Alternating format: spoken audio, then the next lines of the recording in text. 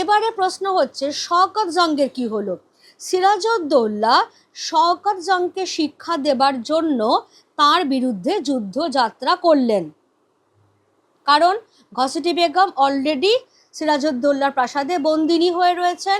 এবার সিরাজউদ্দৌলার সঙ্গে যুদ্ধ বাঁধছে শওকত জংয়ের, যে যুদ্ধ পূর্ণিয়ার যুদ্ধ নামে পরিচিত। আমি এখানে ব্র্যাকেটে করেই দিলাম পূর্ণিয়ার যুদ্ধ।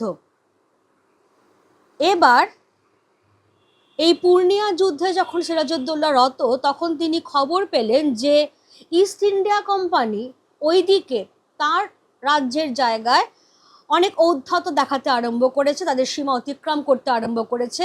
সেই জন্য পূর্ণিয়া যুদ্ধের মাঝপথ থেকেই সিরাজকে ফিরে যেতে হলো মুর্শিদাবাদে, এবং সেই যুদ্ধটা সম্পূর্ণ করলেন সিরাজউদ্দৌলার বিশ্বস্ত সেনাপতি মোহনলাল, এবং তার হাতেই কিন্তু শওকত জংয়ের মৃত্যু হলো। তাহলে মোহনলাল ব্র্যাকেটে আমি করে দিলাম, তার হাতে শওকত জংয়ের মৃত্যু।